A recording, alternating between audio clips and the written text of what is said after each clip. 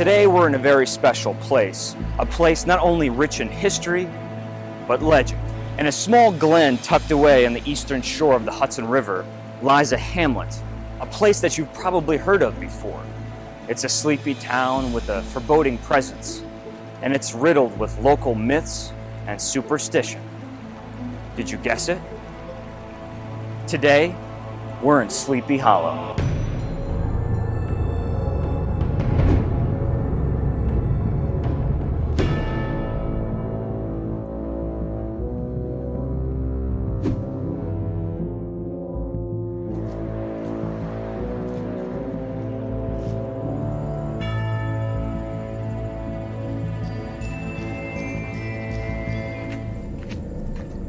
So I am deep off in a section of Sleepy Hollow that I'm sure a lot of tourists do not get to see. This is an old logging trail, and you can't help but be reminded of Walt Disney's classic 1949, A Legend of Sleepy Hollow, Ichabod Crane strolling into town, or even Tim Burton's Sleepy Hollow, where Martin Landau rides down in the wagon and eventually has his head lopped off. You know, you kind of wonder if this was a source of inspiration for both the folks at the Walt Disney Company in the 40s and also Tim Burton and his crew. So while you're in Sleepy Hollow, there's one place that you must visit because it's an essential part of the story, The Legend of Sleepy Hollow. Our first stop today is going to be the Sleepy Hollow Cemetery.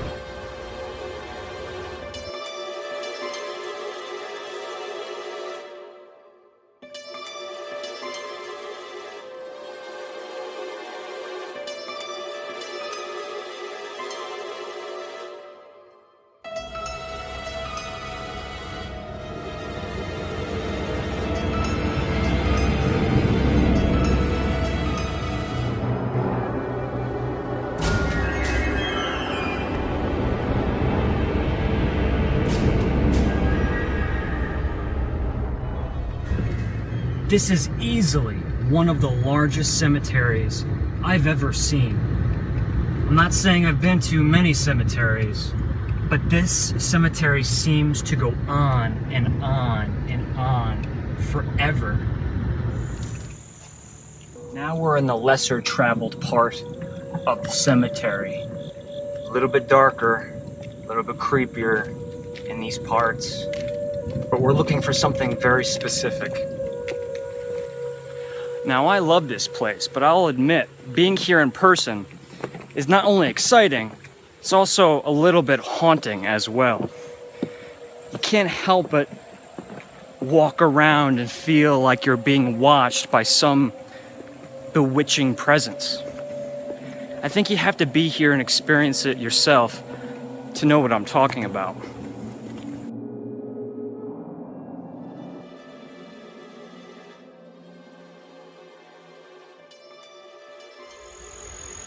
So here it is, standing before me is the Headless Horseman Bridge as it stands today here at the cemetery at Sleepy Hollow. Now, if you're familiar with A Legend of Sleepy Hollow, you're probably very familiar with the bridge. In the closing pages of the book, this is where the Headless Horseman chased schoolmaster Ichabod Crane across the boards into the depths of the cemetery, where Ichabod would eventually and inevitably disappear forever. You can almost imagine the sounds of the galloping horses striding over these ancient boards of this bridge.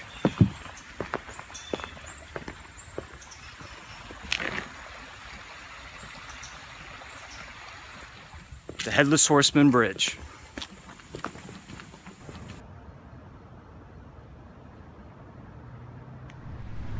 The Old Dutch Church. Yes, the church from The Legend of Sleepy Hollow. That church was built in 1697 and has been in use for all of these many years. The only exception being during the American Revolution. Yes, that's how old this place really is. Now, this church is described in depth in the book. And this is where it is said, right here in this spot, this precise spot, where the Hessian trooper, the Headless Horseman of Sleepy Hollow, is laid to rest. But rest he does not, for he is resurrected time and time again on a quest to discover and acquire his lost head. His remains would be right here. Do you get that? If the Headless Horseman were not a fictitious character but a real being, his remains would be right here. I guess for the exception of his head, but all of his other remains right here. Just a side note, just in case if you didn't know, how did the Headless Horseman actually lose his head? Well, it was shot off by a cannonball. Did you know that? Cannonball. And this is not real.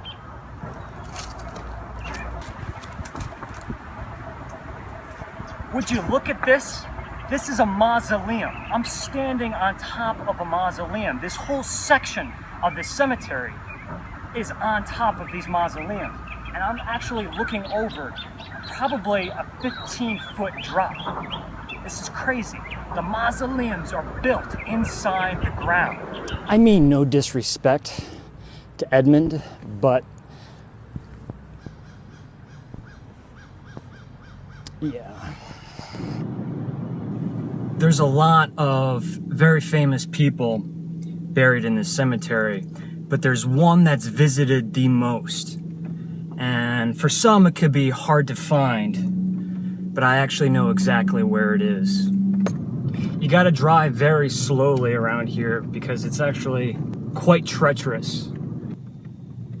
He provided us with some wonderful literature that I grew up with, that I read in my youth. The man who made Halloween a whole lot more fun.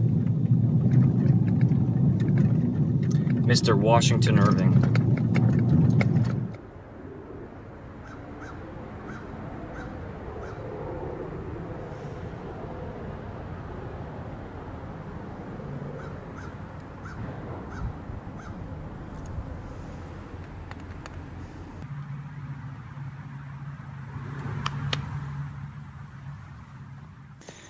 So I'm going to try something a little different for this episode. Usually I take a candle and I interview several folks, get their opinions and observations, and then at the end I give my analysis. I figure since this is such a comfortable, serene spot, I figured this time around we'd get right to it. Inside this package, something that's very appropriate for today.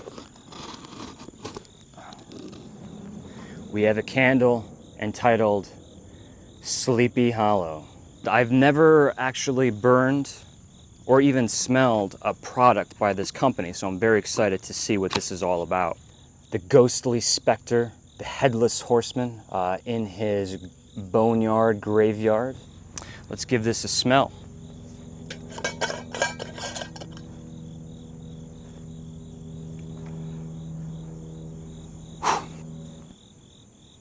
First of all, I'm outside and I feel like the smell is everywhere in this little nook. I think first thing that comes to mind is baked apple. There's this cooked down sweet apple. The given is the spices, the baking spices, the cinnamon, the nutmeg, the allspice, clove, cider. There's a spiced apple cider thing happening in this jar. Apple cider donut. You get that sugar crusted, freshly made apple cider donut. So imagine you took that apple cider and you doused a campfire out, right? And you get that smokiness, this campfire lingering in the background that's really adding to this candle. You know, you have that slightly piney, slightly lemon qualities of rosemary. A big portion of what this analysis is about is if the name of the candle and the visual component of the candle supports the actual fragrance or scent. And in this case, I believe they succeeded wildly. I am going to eventually get out into Sleepy Hollow, get other people's opinions, see how they react to this candle. Wow. All right, so we're gonna leave the cemetery and head south to the hamlet of Tarrytown. Oh man, you know what? I love this market right up there. The green awning. Mrs. Green's Natural Market. I think I'm gonna stop. This is why I love this place.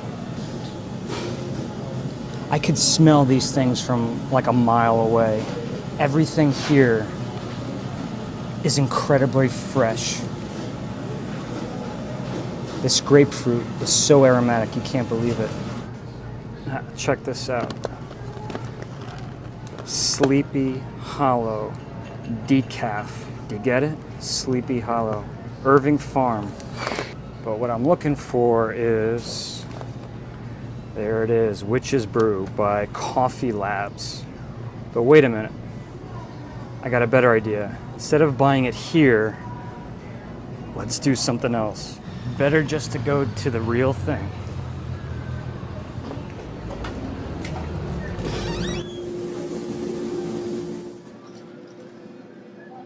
How do you know when it's done? Color, feel, smell. And what are you making right now? This right in here is cooling. This is the light end of my espresso mix. Well, you got a good gig here. Yeah, So can't beat I don't this. complain. I visited you guys many times before, and I always gravitate towards this one coffee. And I'm not gonna lie, it's probably because of the great name, Witch's Brew. And I heard there's a story behind it. What's the story, if you could? The story is 13 years ago, it was Halloween night, and my husband and my partner was roasting in the shop and listening to Miles Davis's Witch's Brew. And he was roasting another blend. Witch's Brew didn't exist yet. And he put in the wrong coffee, and it was in the hopper of the roaster, and you can't get it out. Yeah. So he's like, okay. When we were able to cup it and taste it, he was like, this is amazing. And he was like, let's call it Witch's Brew because of those two factors. That is one of our best selling since that day. So literally it was a mistake.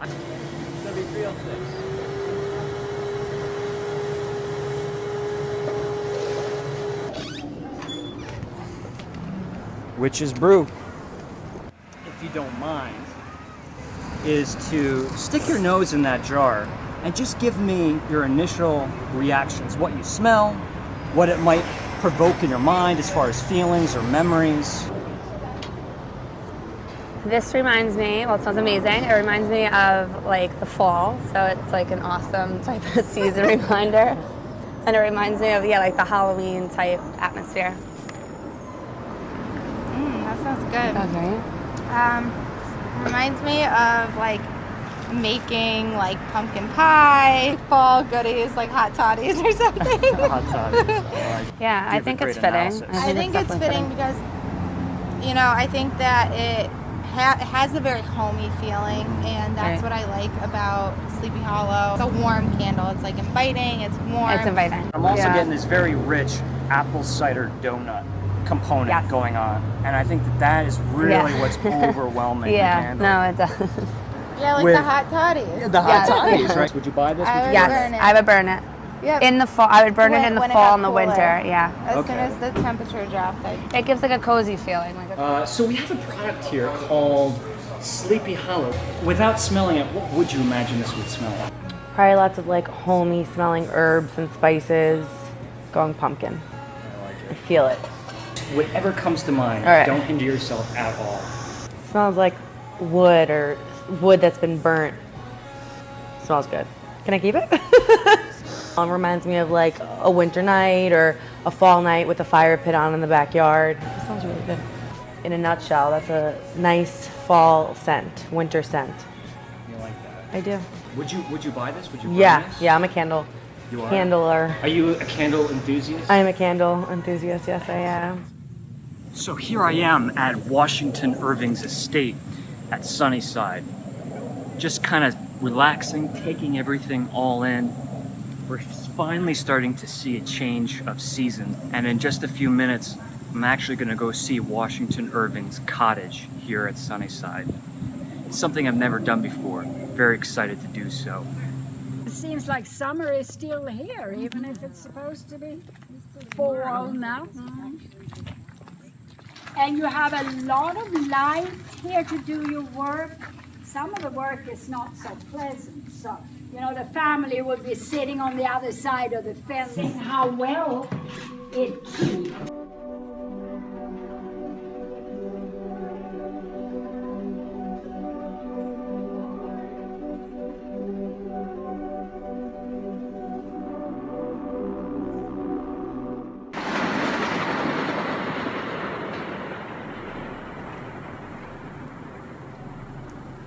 So there it is, Washington Irving's old homestead.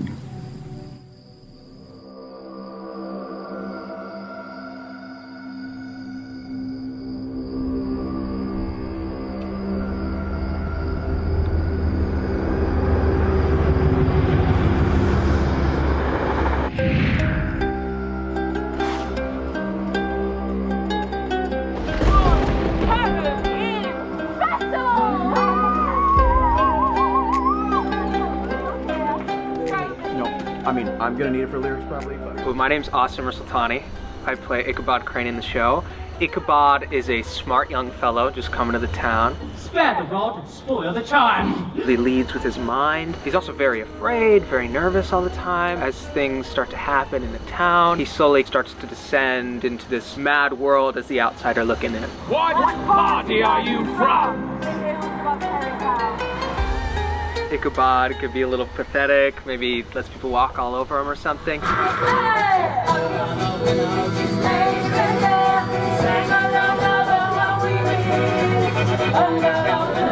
Now it's time for my story. You mean our story? The dominant spirit that haunts this enchanted region is said to be a figure on horseback without a head. He was a massive man, nearly 7 feet tall, with shoulders as broad as a barn. A German mercenary whose head had been carried off by a cannonball, shorn at the neck, with a pumpkin where his head should be. You overtook me, but just as I came to that same bridge, the dreadful calling card of the Headless Horseman of Sleepy Hollow. We just had our dress last night, and that was our first time with like a full audience. And it really changed the game for me. So for me, actually like seeing people, and the show is very interactive, getting to actually talk to people like that really opened my eyes a lot more to what the show's about, how it works. So I'm very excited to do that now for an actual audience of 250 people.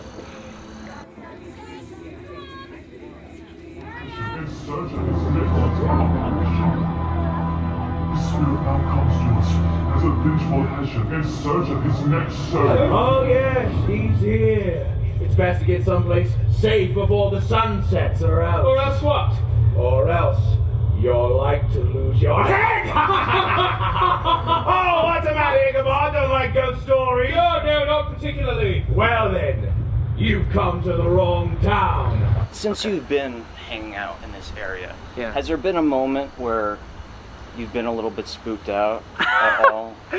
Okay, so Yes. You have? Yes. Okay, I'll make a mental note of that. Okay, so when we first got here, I would get here early because right here, we're right on the Hudson and the sun sets right down there. It's just gorgeous over here, you know what I mean? It can be a little eerie, especially when you're down here alone. And I don't know, I was talking to one of the security guards around here and he was saying that people quit all the time. They have to work the night shift. And I was like, really? And he was like, well, yeah, they say they see shadows, they say they see people, they see ghosts. And he's like, no, you just don't understand how like light works and stuff like that, you know what I mean? When things move, if something rustles in the wind, that's what he believes all that is. But it is kind of crazy that that happens here of all places, where people are on the run in a way after spending a night here. The story of Sleepy Hollow, just in general. Myth, legend, or superstition? Is it a myth?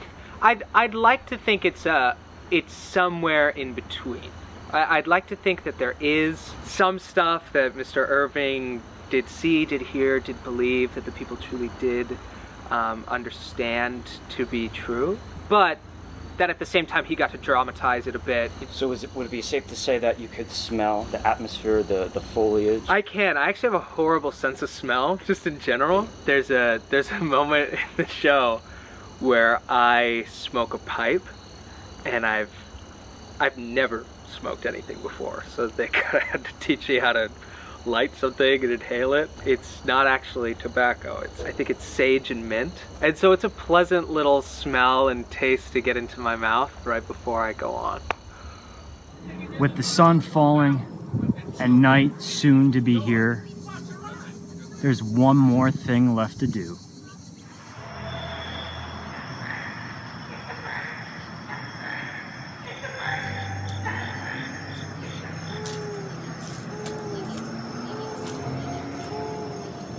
So I thought I'd come back after dark because I wanted to show you what the cemetery here at the Old Dutch Church would have looked like for the schoolmaster, Ichabod Crane, as he rode his steed through the graveyard that fateful night where he was eventually bombarded and attacked by the Headless Horseman. Now, although the Headless Horseman is a completely made-up, fictitious character created by Washington Irving, it makes you think, it makes you wonder, hey, wait a minute.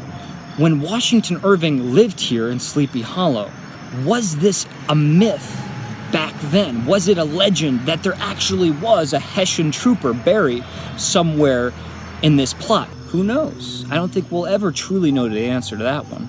Local legend, local superstition. He may have heard a story back in those days that inspired the character Headless Horseman. But either way, if the Headless Horseman was a real Hessian trooper that was buried, it would be somewhere I'm standing. I don't know, what do you think? You know, I better get out of here. I'm starting to scare myself.